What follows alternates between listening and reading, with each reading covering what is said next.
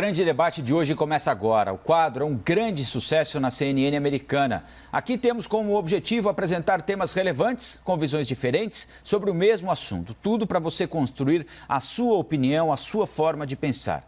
Os debatedores têm total independência e a opinião deles não reflete a posição da CNN. Participam comigo as advogadas Gisele Soares e Verônica Sterman. Bom dia às duas debatedoras. O nosso primeiro tema é o seguinte: o novo secretário de Saúde do Estado de São Paulo, Jean Gorenstein, atribui a interiorização da pandemia do coronavírus à forma como cidades do interior flexibilizaram o isolamento social. Segundo Gorenstein, as flexibilizações não foram feitas de forma lenta, gradual e progressiva, de acordo com aquilo que havia sido determinado pelo governo estadual. Por isso, as pessoas ficaram mais expostas. A falta de coordenação da flexibilização piorou o cenário da Covid-19? Começo com a introdução da Verônica. Bom dia, Rafael. Bom dia, Gisele. Bom dia, telespectadores. É evidente que as divergências sobre a flexibilização pioraram o cenário do Covid. Os dados do Estado de São Paulo mostram que a flexibilização feita sem coordenação levou a essa elevação do número de casos. Da mesma forma que no Brasil, as trombadas sucessivas entre o Ministério da Saúde e o Presidente da República e depois, como eu defendi ontem, a falta de uma orientação firme, segura e científica por parte do Ministério da Saúde para todo o país causou essa confusão entre os estados e, dentro deles, entre as cidades. Se houvesse uma orientação objetiva do Ministério da Saúde, baseada na ciência, mais séria, mais restritiva, semelhante à de outros países, não haveria tanta diferença de condutas adotadas pelos estados e municípios. Lembremos que em São Paulo começou com um caso e fechou tudo. A partir daí, algumas localidades ficaram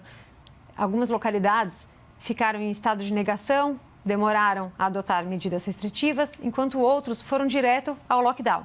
Ou seja, faltou um maestro no Brasil.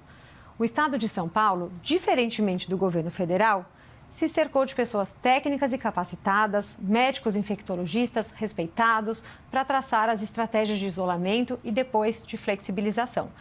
Chegou-se à conclusão, baseada em estudos e evidências científicas, de que o isolamento social é necessário.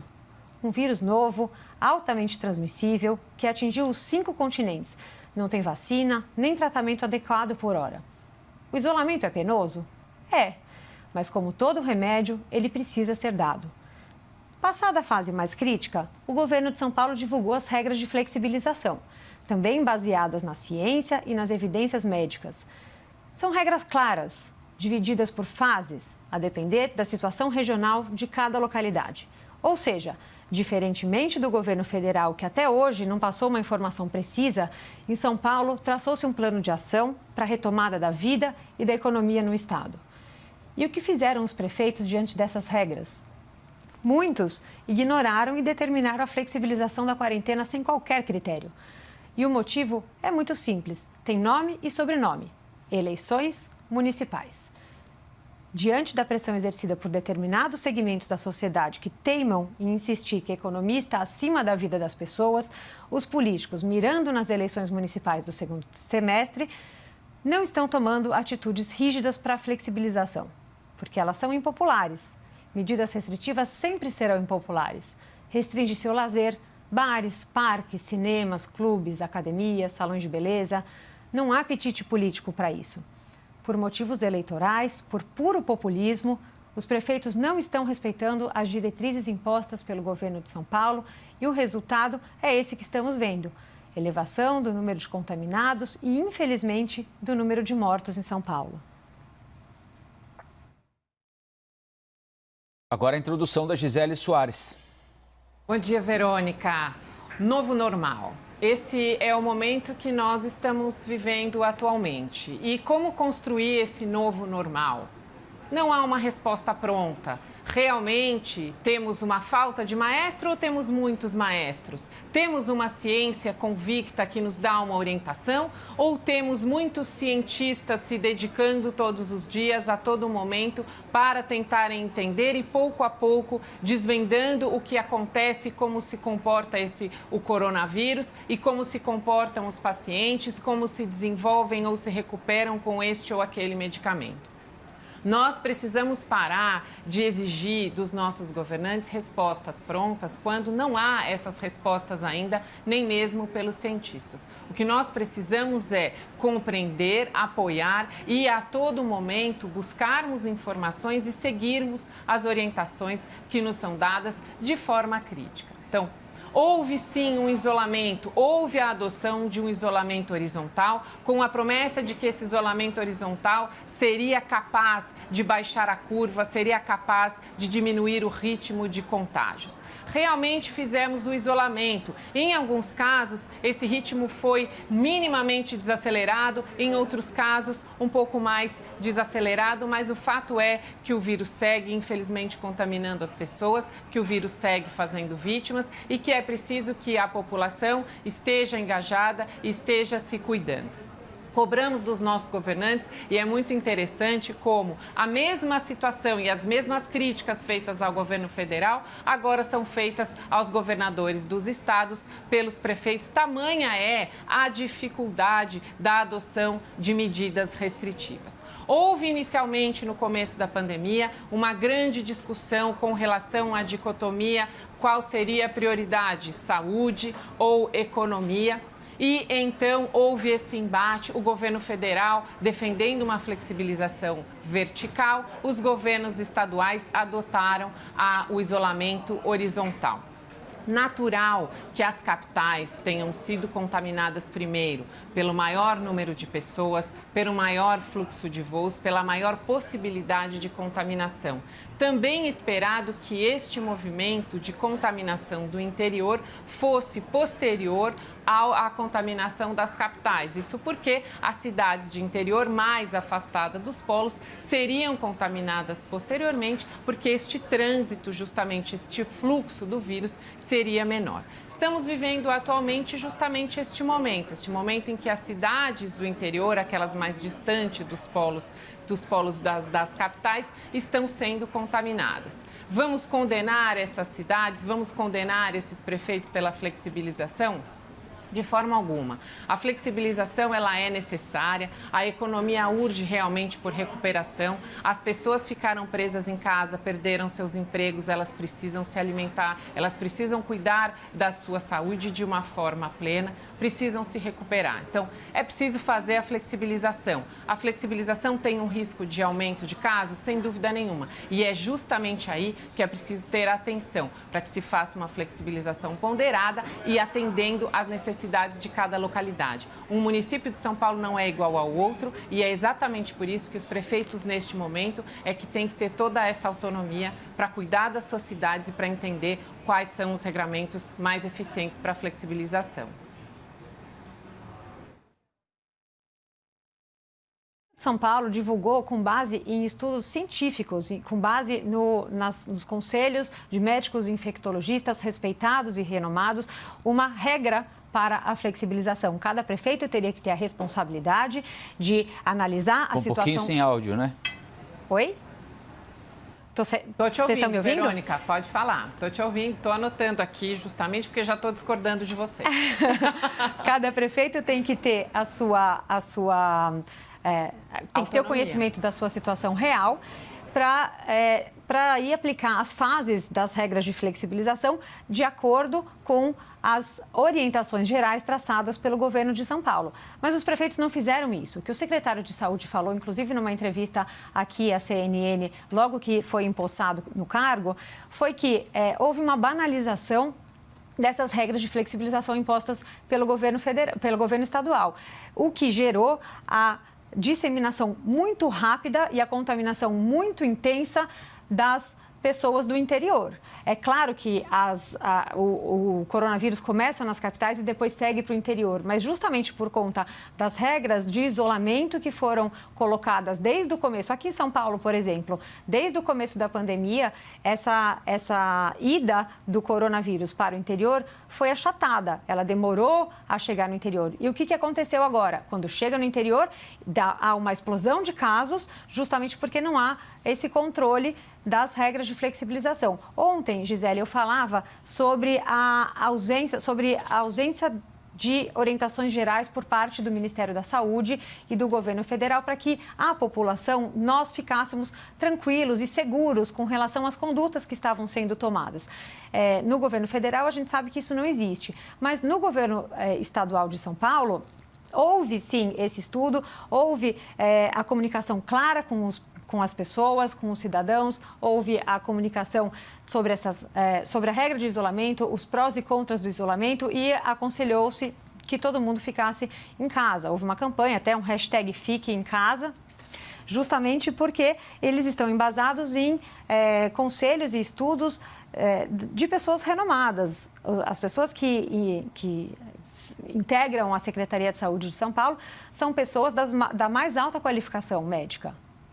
Pois é, Verônica, o isolamento horizontal, a gente não pode se esquecer que ele foi proposto para achatar a curva, para não haver colapso da saúde. Então, o isolamento horizontal, ele não tem o cunho de facilitar de nenhuma maneira a não contaminação. A primeira providência com relação ao isolamento era não colapsar os hospitais. Isso porque, infelizmente, durante esse período haveria essa tentativa de se encontrar o melhor medicamento ou o melhor tratamento, ou mesmo do desenvolvimento da vacina, que infelizmente leva um longo período para ser desenvolvido. Então, o isolamento ele foi proposto, o governo do estado de São Paulo especificamente apresentou um plano bastante complexo, com áreas divididas, muitas cores. Eu e o Thiago nos debruçávamos nesses planos para justamente conseguir entender, eles eram até de difícil compreensão, o governador fazia longas explicações toda semana, justamente para tentar explicar quais eram as regras e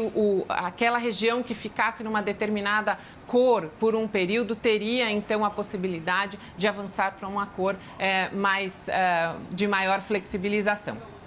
A questão do interior e também do litoral é que, com as regras do governo estadual, muitos municípios que ainda, por vezes, não tinham nenhum caso ou tinham muito poucos casos, eles não podiam flexibilizar aquela regra do governo estadual. Então, houve situações em cidades litorâneas e também cidades do interior que estavam em isolamento sem ter nenhum caso. Então, mas aí, Gisele, desculpa te interromper, Imagina, mas aí que eu falo falar. Que houve a falta de um maestro. Porque se o governo estadual traçou as diretrizes e os governos municipais não conseguiram seguir, ou se olhando no macro cenário, se há a falta dessa maestria, dessa coordenação pela parte do governo federal, fica muito difícil mesmo. As pessoas não sabem como seguir, quiçá os prefeitos. Eles decidiram tomar uma cautela no primeiro momento de fechar as cidades que não havia nenhum caso, mas não dá para permanecer fechado. Deveria ter existido um regramento e uma coordenação unificada no Brasil inteiro.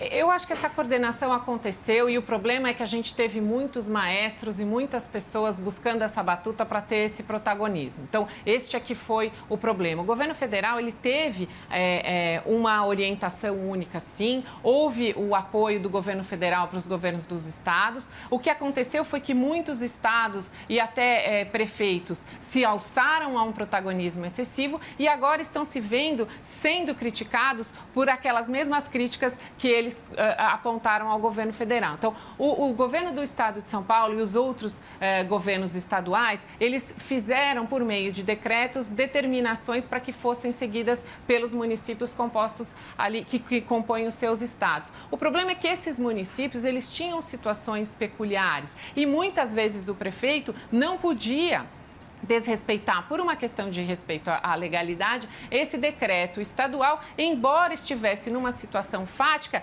que não se encontrava, que não se inseria naquelas características próprias do decreto. Então, este problema, que foi um problema de confronto de governos com o governo federal num primeiro momento, agora ele foi transferido para também esse embate entre prefeitos e o governador. E aí, com relação ao governo do estado de São Paulo, o governo fez muitos decretos. Aqui na cidade de São Paulo, houve, inclusive, por tentativa do prefeito, uma série de tentativas desastrosas. Eu não sei se você se lembra, a gente teve rodízio de carros, depois houve também uma sugestão em algumas outras localidades de rodízio de pessoas. Então, pelo CPF, a pessoa poderia sair num dia, não sair no outro. Então, houve uma profusão de tentativas, algumas dessas trouxeram resultados, outras não. O fato é que é um vírus novo, é um vírus desafiador.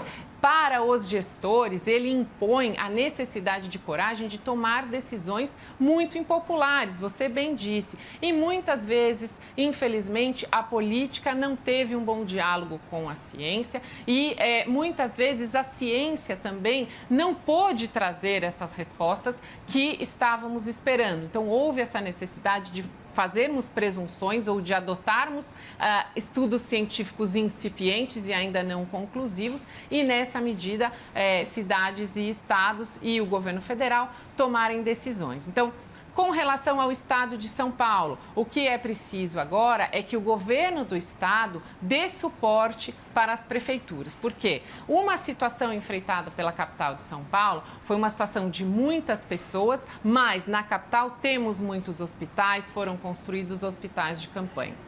Nos municípios do interior de São Paulo e também no litoral, essa situação é um pouco diferente. Não há essa possibilidade ou essa agilidade para a construção de hospitais de campanha e muitas vezes os hospitais têm uma capacidade muito limitada. Então, o que eu espero agora do governo do estado é que ele dê este apoio, esse suporte, principalmente para municípios que sejam vizinhos, para que eles então entrem numa colaboração para essa questão do atendimento do hospital. A primeira e a mais importante prioridade é não colapsar o sistema de saúde. É isso que é importante.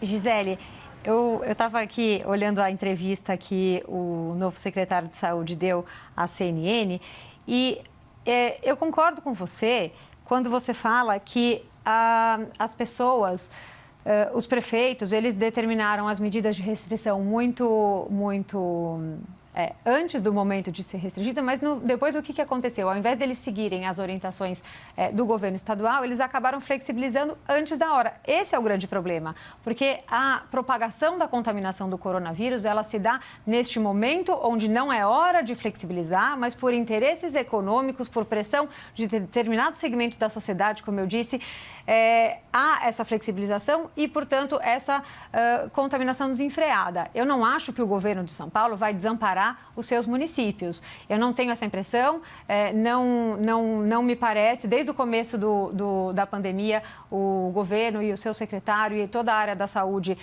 vem ajudando muito as pessoas e as cidades do interior e do litoral. Eu não acredito que isso vá acontecer. O problema é que, como você mesmo disse, o vírus é muito novo. A ciência ela está mudando e nós, como leigos, jornalistas, advogados, enfim, como leigos, nós temos que respeitar o entendimento atual da ciência. Ora, se um especialista, um infectologista, fala que a melhor medida é o isolamento, porque eu, que sou uma advogada, vou discordar, eu tenho que seguir. E se amanhã ou depois vir um estudo comprovando, com evidências médicas, de que o isolamento não é a melhor medida, me resta ter a consciência tranquila de que eu segui a orientação de um expert na área. Nós temos que ter humildade e seguir as orientações de quem entende do assunto. Não adianta termos opiniões pessoais e deixar a ciência de lado, neste caso da saúde. Pois interesses econômicos. Veja como a situação é complexa. Atualmente, uma das discussões importantes, principalmente para a retomada da economia no setor de turismo, que foi um dos setores mais afetados pela pandemia, são justamente as futuras festividades. Então, as festividades de Réveillon e o Carnaval de 2021.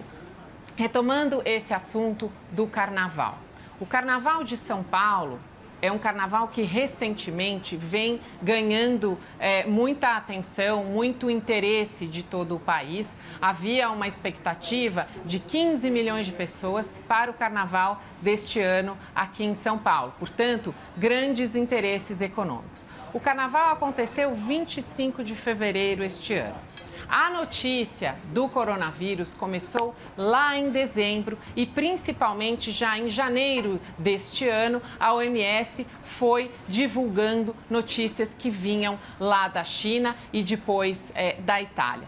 A China cancelou o seu Ano Novo chinês, a Itália cancelou o seu Carnaval de Veneza, São Paulo não cancelou o seu Carnaval. Certamente por questões de interesses econômicos da cidade. O cancelamento de um Carnaval com uma expectativa de 15 milhões de pessoas, 3 finais de semana, pré-Carnaval, Carnaval e pós-Carnaval, traria e trouxe para a cidade efetivamente um grande volume de dinheiro, um grande volume de negócios, de interesse para a cidade. Então, veja como é paradoxal. O mesmo governador que pulou o carnaval, sabendo e ciente já da situação do coronavírus, sabendo e ciente de que governos de outros países que já vinham enfrentando o coronavírus haviam cancelado seus eventos de aglomerações de pessoas, é o mesmo governador do Fique em Casa. Então, veja como é difícil, como é paradoxal e como é complexo depois fazer a crítica e apontar o dedo para o governo federal ou culpar os prefeitos por não estarem respeitando a flexibilização, quando o próprio governo do estado de São Paulo teve duas atitudes absolutamente contraditórias com relação a um mesmo assunto. Então, flexibilização impõe, sim, uma série de atenções, uma série de cuidados. Não é uma decisão que não pode ser revertida. A flexibilização, ela tem que ser pendular. Abre-se paulatinamente o comércio, a indústria, retoma-se a economia, as pessoas passam a ocupar novamente os espaços públicos com cuidado, faça esse monitoramento. Eventualmente, reduz essa flexibilização. O que nós não podemos mais admitir é que haja essa insistência pelo isolamento horizontal, sem uma justificativa, principalmente porque as pessoas, elas estão sofrendo, Verônica. Elas perderam os empregos. Há muitas pessoas, muitos autônomos, que infelizmente não têm essa reserva de dinheiro. Então, é preciso que essas pessoas tenham a possibilidade de retomar as suas atividades para manter sua subsistência. Esse é o meu ponto. Pois não, eu desculpa. acho que existe uma justificativa bem relevante para a manutenção do isolamento, que é 85 mil mortes. Não há argumento quanto a isso. Esses interesses econômicos que você defende para a realização do Carnaval de São Paulo deste ano são os mesmos interesses econômicos que o presidente da República defende para defender a abertura... Isolamento vertical. O isolamento vertical. Isso. Agora, o isolamento vertical, vou até pegar o seu gancho, eu acho ele é irreal. Porque você isola os idosos e os grupos de risco, as pessoas que estão em grupos de risco, são idosos e são pessoas com doenças pré-existentes, mas os idosos não moram sozinhos. Ou eles têm cuidadores, ou eles moram com familiares. E o que adianta você querer isolar os idosos, sendo que as pessoas que estão com eles nas suas próprias residências saem e têm vida normal? Elas vão trazer o vírus de volta para casa. Quando você não tem um remédio, um tratamento, uma solução determinada pela ciência ainda, porque o coronavírus é muito novo, você tem que respeitar as medidas de isolamento. É a única forma de você achatar a curva de crescimento.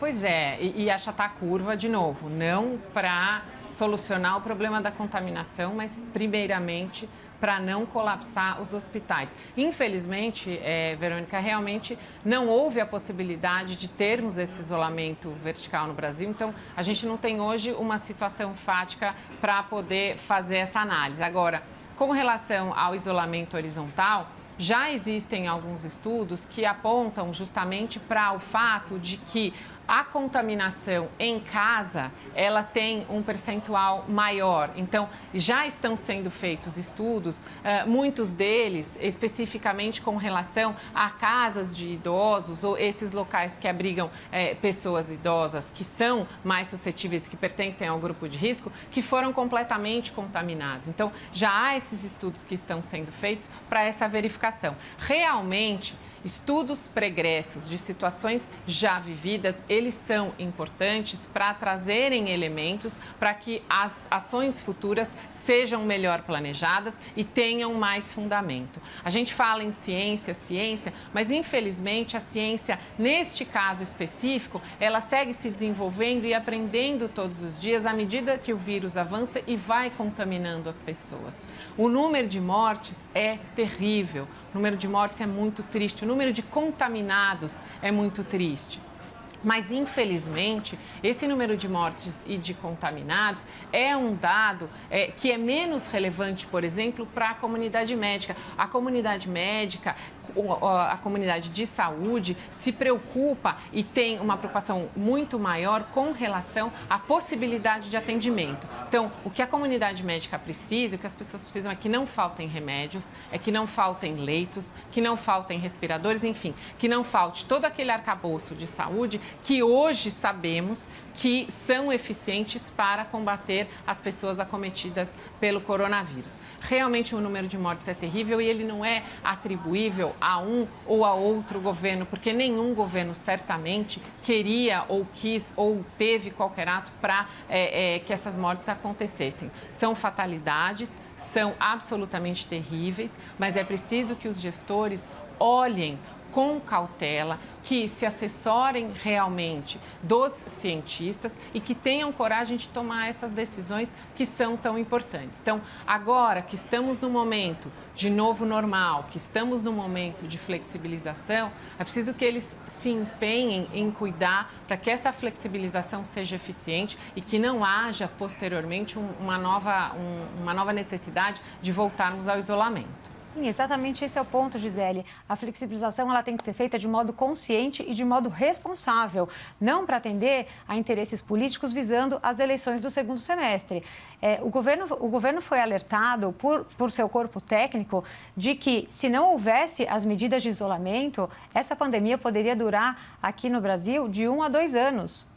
Então, não é só sobre o carnaval. Aliás, retomando o assunto do carnaval que você mencionou, o carnaval foi realizado em fevereiro. O primeiro caso em São Paulo ocorreu em março. Não era uma realidade no Brasil, era uma realidade no mundo. Claro que estávamos assistindo os noticiários, mas isso não era uma realidade no Brasil. Eu tenho certeza que se o primeiro caso tivesse ocorrido em dezembro, janeiro, o carnaval teria suspenso também. E se a ciência e o corpo técnico tivesse alertado os nossos políticos de que realizar as festas em São Paulo, a festa de carnaval em São Paulo, era um problema, a festa seria cancelada, assim como o Réveillon na Paulista foi cancelado.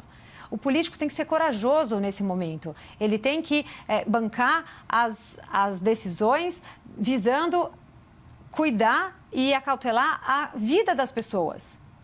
Não existe a possibilidade nessa pandemia de se deixar que interesses econômicos ou que interesses políticos e eleitoreiros avancem além da vida, do cuidado com a vida das pessoas. Sem dúvida nenhuma. A apreensão do discurso político ou da disputa política e a sobreposição dessa disputa política em detrimento das análises técnicas é realmente muito nefasta. Então, é nessa medida e é nesse aspecto que nós, cidadãos, precisamos aprender a escolher bem os nossos políticos. Já que estamos falando de eleição, que sejamos absolutamente criteriosos, Verônica, e conscientes nessas novas eleições que virão, justamente para escolhermos bons políticos que pensem primeiro na população e nunca em interesses próprios, em atender interesses eleitoreiros, como você bem falou. Nós vamos agora para os argumentos finais do grande debate desta manhã, começando com a Verônica Sterman. Verônica. Gisele, sobre o ponto que você falou da contaminação em casa, eu acho muito interessante essa sua colocação, Porque a contaminação em casa, ela se dá justamente porque alguém da casa não respeitou o isolamento. Alguém da casa ou alguém das casas de cuidado, enfim, alguém que mora junto com as pessoas que se contaminaram, contraiu o vírus fora de casa e levou o vírus para dentro de casa. Houve até uma entrevista aqui também na CNN, um debate entre o deputado Osmar Terra e o ex-governador Geraldo Alckmin, onde o Alckmin pontuou: o vírus não sobe o elevador e bate na casa das pessoas e entra. Ele entra por meio da contaminação pessoal. Alguém se contaminou e levou para casa. Então, nesse ponto, eu gostaria muito de fazer um apelo aqui para que nessas eleições de 2020, os prefeitos que vierem a assumir no ano que vem se preocupem, a pandemia ainda vai ser uma realidade em 2021, se preocupem com a saúde das pessoas, a vida é mais importante, não há como sobrepor os interesses eleitoreiros à frente da vida e da saúde das pessoas. O mais importante é que as pessoas fiquem bem, que as pessoas fiquem saudáveis e que as pessoas fiquem vivas. Agora os argumentos finais da Gisele Soares. Gisele? O novo normal e a flexibilização é uma realidade inafastável. Nós estamos cada vez mais nos distanciando do isolamento e principalmente do isolamento horizontal, que manteve muitas pessoas em casa, que fez com que muitas pessoas perdessem os seus empregos, perdessem a sua possibilidade de subsistência. Então, precisamos que estejamos conscientes desse novo momento. A flexibilização é uma realidade que espero que tenha vindo para ficar. Nós estamos vendo as pessoas retomando as ruas, retomando as suas atividades. Já há, inclusive, datas para a retomada das escolas, que são tão importantes. As crianças que ficaram totalmente privadas quase que por um ano letivo inteiro do ensino, do estudo. Haverá um esforço muito importante com relação aos educadores para resgatarem, para acolherem e para conseguirem fazer desse fim de ano um fim de ano escolar profícuo, importante, e preparar essas crianças para o ano que vem. Dentro desse novo normal, e eu concordo, Verônica, que o ano que vem, depois do Réveillon, infelizmente, nós ainda estaremos enfrentando a pandemia, ainda estaremos enfrentando o coronavírus. Que sejamos conscientes dos nossos direitos e principalmente das nossas responsabilidades. Se adotarmos medidas profiláticas, medidas de higiene, se usarmos as máscaras, se seguirmos a orientação, será possível sim vivermos bem, em paz e em harmonia com um novo normal. Verônica, muito obrigada pelos debates dessa semana. Eu que agradeço a Bruno acolhida. Salles, um beijo para você também. Tiago Anastácio, nós temos um debate marcado. Segunda-feira eu te espero aqui na CNN. Muito obrigada à CNN, à Gisele, por toda a acolhida e estarei sempre à disposição de vocês. Obrigada. Muito obrigado às nossas duas debatedoras. E lembro que todas as edições do Grande Debate estão disponíveis na íntegra no nosso site cnnbrasil.com.br, no nosso canal oficial do YouTube e também em formato podcast em todas as plataformas de áudio.